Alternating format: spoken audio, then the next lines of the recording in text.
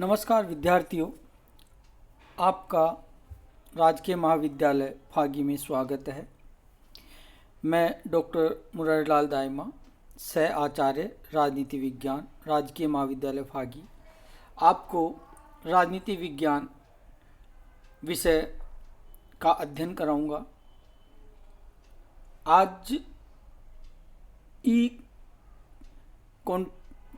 जो क्लासें हमारी ऑनलाइन जो क्लासें चल रही हैं उसमें आज हम आपको पहला अध्याय जो राजनीति विज्ञान के प्रथम प्रश्न पत्र में है, प्रश्न पत्र फाउंडेशन ऑफ पॉलिटिकल साइंस, राजनीति विज्ञान के मूल आधार, उसके फर्स्ट यूनिट में से हम राजनीति विज्ञान का परंपरागत दृष्टिकोण पर अध्ययन करेंगे। राजनीति विज्ञान विषय की लंबी परंपरा रही है। यूनानी इसके जनक रहे। प्लेटो का आदर्शवाद और अरस्तु की वैज्ञानिक क्रमबद्धता राजनीतिक सिद्धांत के रचनाकारों को प्रेरित करती है। यूनानी चिंतकों से आज तक राजनीति के दो रूप हमारे सामने आए। यूनान से लेकर आज तक यूनानी जो चिंतन जहाँ से प्रारंभ होता है पॉलिटिकल साइंस, और आज तक एक परंपरागत दृष्टिकोण जिसे मानकात्मक या आदर्शात या दार्शनिक दृष्टिकोण भी कहा जाता है, और दूसरा है आधुनिक राजनीति विज्ञान जिसे व्यवहारवादी या अनुभव आश्रित, जो अनुभव पर आधारित अध्ययन है, वो आधुनिक राजनीति विज्ञान के अंतर्गत आता है। राजनीति विज्ञान की जो परंपरावादी परिभाषाएं हैं, उसका जो अर्थ है उस पर हम बात करते हैं। परंपरागत राजनीति विज्ञान वह राजनीति विज्ञान है जो व्यवहारवादी क्रांति से पूर्व प्रचलित था। प्लेटो से लेकर एक्विनास, रूसो, कांट और हीगल तक राजनीतिक सिद्धांतों को सदैव दर्शन शास्त्र के एक अंश के रूप में प्रतिपादित किया गया। उनके विचार व्यक्तिगत दृष्टिकोण, चिंतन, कल्पना, आध्यात्मवादी सिद्धांतों से निर्मित हैं। प्लेटो ने आदर्श राज्य की कल्पना की। दूसरी तरफ मध्यम युग में राज्य की सत्ता के औचित्य के लिए राजाओं को पृथ्वी पर ईश्वर के अवतार के रूप में देखने की प्रवृत्ति प्रबल हुई। प्राचीन दार्शनिकों की चिंतन प्रणाली तार्किक एवं निगमनात्मक है। निगमनात्मक पद्धति सामान्य से विशेष की ओर अग्रसर होते हैं, अर्थात सामान्य अनुभव के आधार पर कोई सामान्य नियम सोच लेते हैं, फिर निरीक्षण के आधार पर उनकी पुष्टि व खंडन करते हैं। दूसरा जो पद्धति आगमनात्मक पद्धति, ये विशेष से सामान्य की ओर अग्रसर, अर्थात एक जैसी बातों का निरीक्षण करने के बाद सामान्य नियम स्थापित करते हैं। पुरातन राजनीति शास्त्री राजनीति को नैतिक, न्यायशास्त्री तथा कानूनी पहलुओं से ही देख पाए। उनके शोध तथा विश्लेषण की प्रमुख विधियां ऐतिहासिक एवं वर्णनात्मक रही हैं। उनके अनुसंधान के मुख्य विषय राज्य, सरकार और राजनीतिक संस्थाएं रही हैं।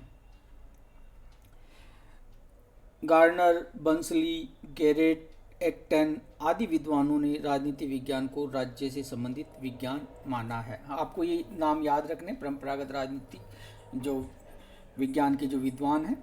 जैसे गार्नर कहता है राजनीति विज्ञान का प्रारंभ व अंत राज्य से ही होता है। जॉन सीले लिकोक कहता है राजनीति विज्ञान सरकार का अध्ययन है। जैसे सीले ने परिभाषा दी, राजनीति विज्ञान के अंतर्गत शासन व्यवस्था का उसी प्रकार अनुशीलन किया जाता है जिस प्रकार अर्थशास्त्र में धन का, प्राणी शास्त्र में जीवन का, बीज गणित में अंकों का एवं रेखा गणित में स्थान तथा दूरी का। तीसरा जो दृष्टिकोण है, राजनीति विज्ञान को राज्य और सरकार का अध्ययन मानते हैं। उनमें पाल जेनिट है, गिलक्राइस्ट है, गेटिल है, ये प्रमुख हैं। जैसे गिलक्राइस्ट ने परिभाषा दी कि राजनीति शास्त्र वस्तुतः राज्य और सरकार की सामान्य समस्याओं का अध्ययन करता है। तो ये राजनीतिक संस्थाओं के संस्थागत ढांचे के अध्ययन पर जोर देता है।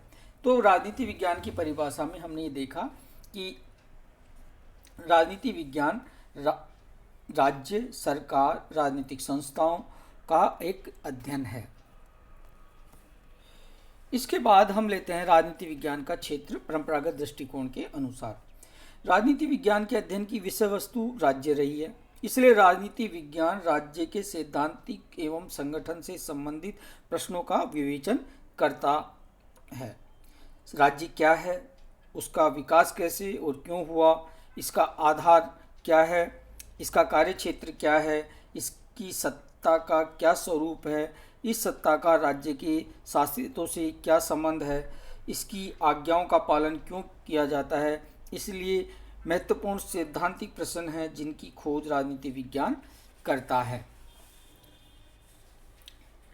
राजनीति विज्ञान के क्षेत्र में जो परंपरागत दृष्टिकोण है उसमें फ्रेडरिक पोलक ये कहता है कि राजनीति विज्ञान के दो भाग होते हैं, सैद्धांतिक राजनीति विज्ञान तथा व्यवहारिक राजनीति विज्ञान।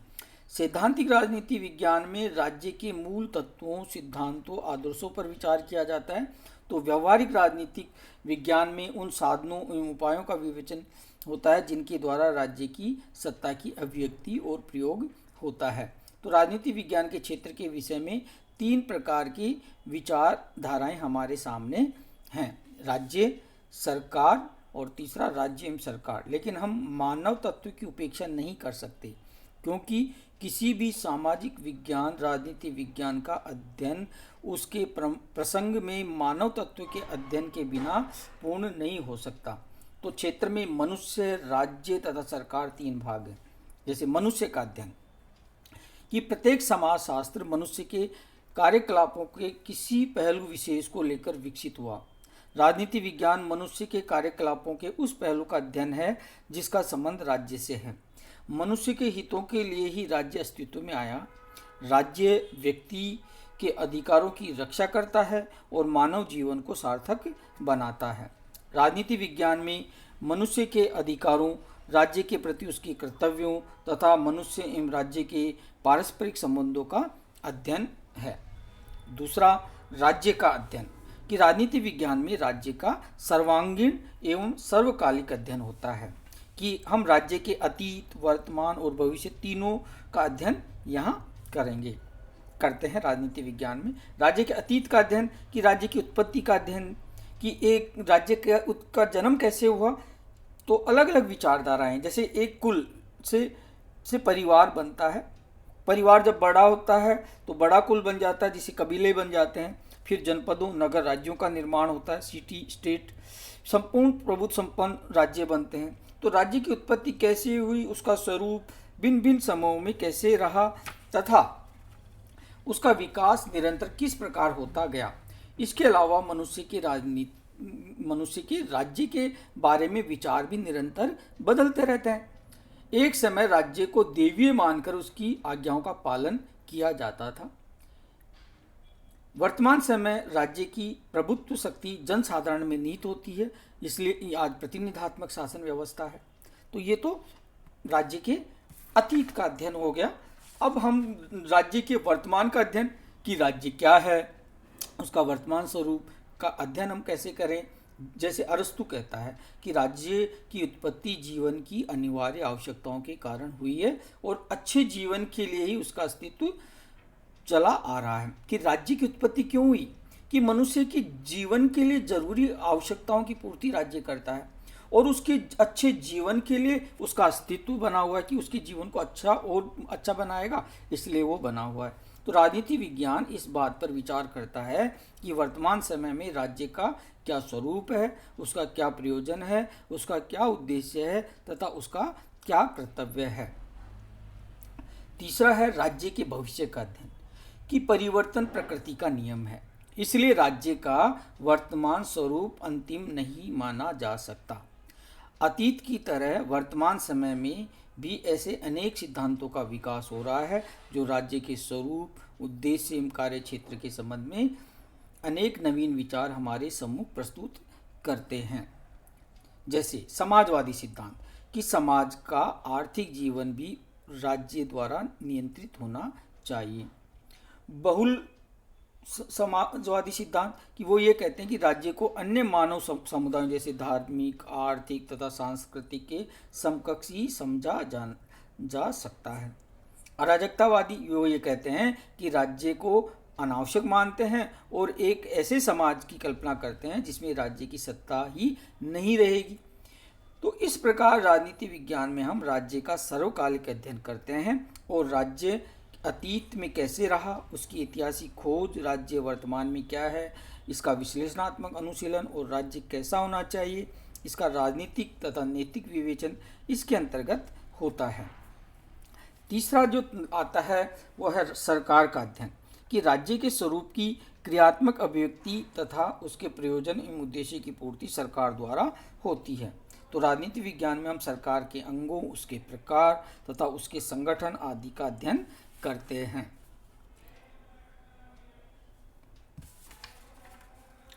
चौथा है विधि और न्यायालय का अध्ययन, कि विधि सरकार की आत्मा है। कानून की क्रियान्विति द्वारा ही सरकार अपने विभिन्न प्रकार के कार्यों का संचालन करती है। कानून के विषय में राजनीति विज्ञान के अंतर्गत इस बात का अध्ययन किया जाता है कि कानून किस प्रकार बनाए जाते हैं और उनके द्वारा सरकार अपनी इच्छाओं की अभिव्यक्ति किस प्रकार करती है। कानूनों को किस प्रकार लागू किया जाता है। कानूनों के साथ ही उस देश की दंड व्यवस्था भी जुड़ी हुई होती है, क्योंकि कानून निर्माण के साथ साथ यदि उसकी अवहेलना करने पर दंड की व्यवस्था नहीं होगी तो कानून अर्थहीन होंगे। इसलिए कानून की अवहेलना के लिए उत्तरदायी व्यक्ति या संस्था के लिए न्यायालय की व्यवस्था होती है। यही कारण है कि कानून के साथ साथ न्यायालय भी राजनीति विज्ञान के अध्ययन का विषय होता है। पांचवा है राजनीतिक विचारधाराओं का विश्लेषण। राज्य और सरकार के अतिरिक्त साम्यवाद, समाजवाद, बहुलवाद, व्यक्तिवाद, पूंजीवाद, अराजकतावाद, फांसीवाद, नाजीवाद, नक्सलवाद, गांधीवाद, सर्वोदय जैसी राजनीतिक विचारधारा भी राजनीति शास्त्र का विषय है। इनमें अधिकांश अपन इसी जो पेपर है अपना राजनीति विज्ञान के मूल आधार में हमारे सिलेबस में उनको पढ़ेंगे। छठा है लोक प्रशासन का अध्ययन। राजनीति विज्ञान में नागरिक प्रशासन, नौकरशाही के संगठन, स्वरूप, कार्य क्षेत्र का अध्ययन भी सम्मिलित किया जाता है, क्योंकि ये जो प्रशासन जो चलाया जाता है वो नौकरशाहों के द्वारा चलाया जाता है। तो उनका किस तरह से संगठन होता है, उनका स्वरूप क्या होता है, उनका कार्य क्षेत्र क्या होता है, उनका भी हम इसमें अध्ययन करते हैं। सातवां है राजनीतिक दर्शन का अध्ययन, कि राजनीतिक दर्शन के अध्ययन से अभिप्राय यह है कि राजनीति शास्त्र के सैद्धांतिक पक्षों का इसके आदर्श स्वरूप में अध्ययन किया जाए। आठवां है विभिन्न देशों की शासन प्रणालियों का अध्ययन, कि प्रत्येक देश में शासन की कुछ विशिष्ट प्रणालियां तथा संस्थाएं होती हैं। इन संस्थाओं के संगठन, कार्य प्रणाली आदि का तुलनात्मक अध्ययन राजनीति विज्ञान के अध्ययन का विषय है। नवा है स्थानीय, प्रादेशिक एवं राष्ट्रीय समस्याओं का अध्ययन, जैसे राष्ट्रीय स्तर पर देश में आतंकवाद, भाषावाद, सांप्रदाय जैसी समस्याओं का सामना करना पड़ता है। तो ये सभी समस्याएं राजनीति विज्ञान के विषय हैं। इसके अलावा 10वां है राजनीतिक दलों, दबाव समूह का अध्ययन हम करते हैं। इसके अंदर क्योंकि राजनीतिक दलों के बिना आज प्रतिनिधात्मक लोकतंत्र सफल नहीं हो सकता। इसके अलावा जो प्रेशर ग्रुप्स होते हैं, चाहे वो किसान यूनियन हो, चाहे ट्रक यूनियन हो, चाहे व्यापारियों की यूनियन हो, चाहे शिक्षक यूनियन हो, चाहे कर्मचारियों की, तो ये सरकार पर दबाव डाल के अपनी बात मनवाते हैं, तो उनका भी हम यहाँ अध्ययन करते हैं। 11वां है अंतर्राष्ट्रीय संबंधों, अंतर्राष्ट्रीय कानूनों तथा अंतर्राष्ट्रीय संगठनों का, कि अंतर्राष्ट्रीय में संबंध, आपस में विदेश नीतियाँ कैसी हैं, अंतर्राष्ट्रीय जो लोग कैसा है, अंतर्राष्ट्रीय संगठन चाहे यूएन हो, चाहे नाम हो, चाहे सार्क हो, चाहे आसियान हो, इनका भी हम राजनीति विज्ञान में अध्ययन करते हैं। इसके बाद आती है यूनेस्को ने 1948 में राजनीति विज्ञान के क्षेत्र को परिभाषित किया। यूनेस्को मतलब संयुक्त राष्ट्र संघ शैक्षणिक, वैज्ञानिक एवं सांस्कृतिक संगठन। ये संयुक्त राष्ट्र का एक संगठन है। क्या नाम है यूनेस्को का? संयुक्त राष्ट्र संघ शैक्षणिक, वैज्ञानिक व सांस्कृतिक संगठन। इसने जो परिभाषा क्षेत्र बताया वो ये कहा राजनीतिक क्षेत्र। इसके जो क्षेत्र में राजनीतिक सिद्धांतों का अध्ययन हम करते हैं, राजनीतिक विचारों का इतिहास तथा राजनीतिक सिद्धांत। दूसरा राजनीतिक संस्थाएं, संविधान, राष्ट्रीय, क्षेत्रीय में स्थानीय सरकारें, लोक प्रशासन, सरकार के सामाजिक तथा आर्थिक कार्य तथा तुलनात्मक राजनीतिक संस्थाएं। तीसरा है राजनीतिक दल, दबाव समूह तथा जनमत। इसका भी हम अध्ययन करते हैं। अंतर्राष्ट्रीय संबंध, अंतर्राष्ट्रीय राजनीति, अंतर्राष्ट्रीय विधि, अंतर्राष्ट्रीय संगठन और प्रशासन का भी इसके अंतर्गत हम अध्ययन करते हैं। अब बात आती है परंपरावादी राजनीति विज्ञान के अध्ययन की पद्धतियाँ। तो 4 पद्धतियाँ हैं। पहली पद्धति है दार्शनिक पद्धति। इस पद्धति में सर्वप्रथम एक भावनात्मक आदर्श स्थापित कर लिया जाता है और फिर कल्पना के द्वारा परिणामों पर पहुंचा जाता है।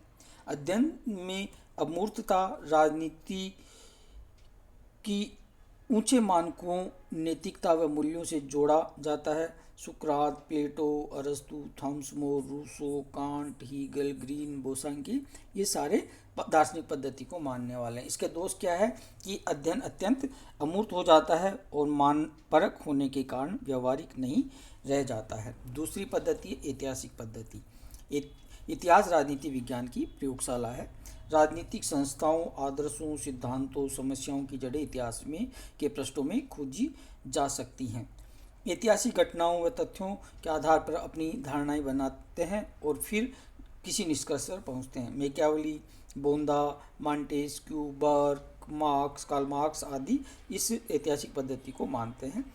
इसका गुण अध्ययन वास्तविक होता है क्योंकि तथ्यों पर आधारित होता है। कमी यह है कि आत्मपरकात्मक आने से निष्पक्षता नहीं रहती। फिर है तुलनात्मक पद्धति। सर्वप्रथम अरस्तु ने 158 संविधानों का अध्ययन यानी एक प्रकार की संस्थाओं का इतिहास में तथा वर्तमान समय में तुलना करके उनके बारे में नियमों व सिद्धांतों का निर्धारण करें।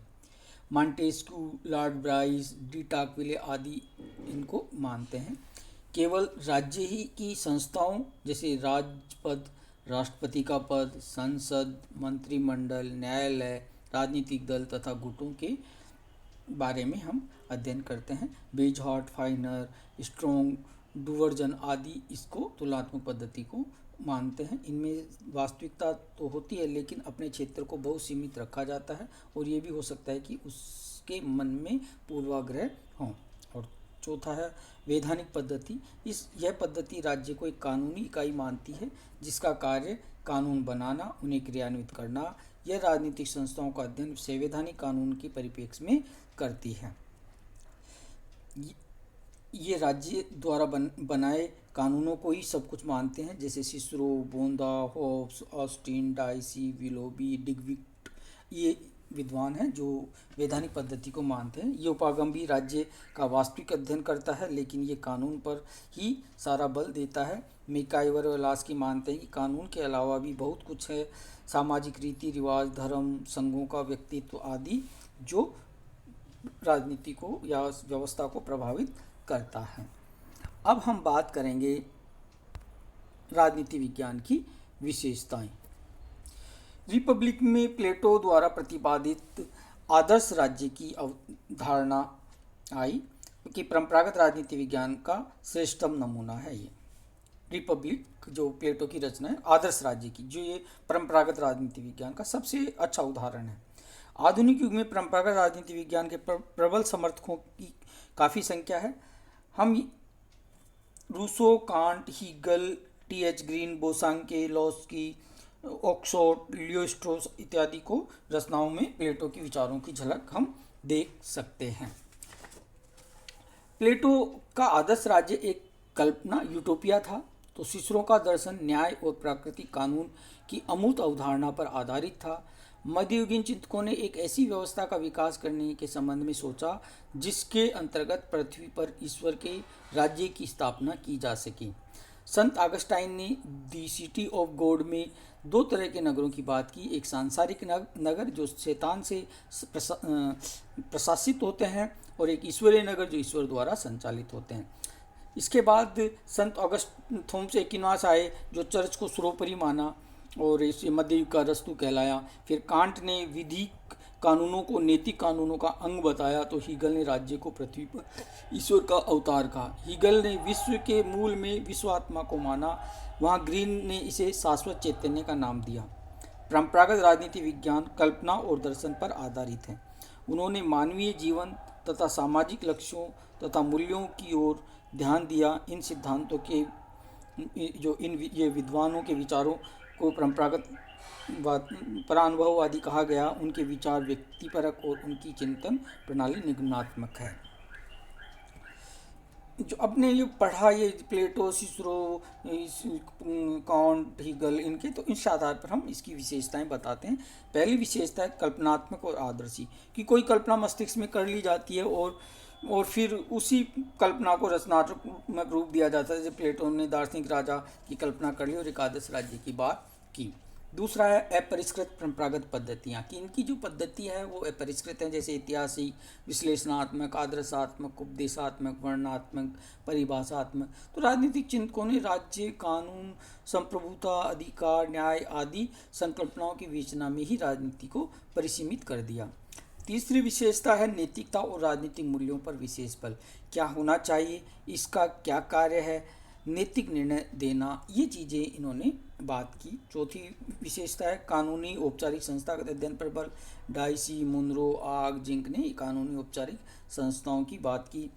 और पांचवा जो है प्रधानतः ये संकुचित अध्ययन है, केवल पाश्चात्य राज्यों की शासन व्यवस्था का ही ये अध्ययन करता है, यूरोप, अमेरिका तक सीमित रहे।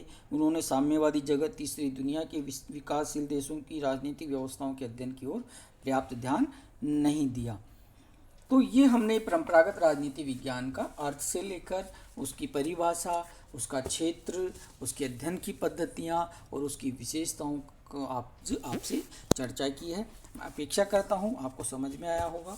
नहीं आए तो व्हाट्सएप पे मुझे बताएं, हम और अच्छे से समझाने का प्रयास करेंगे। Thank you.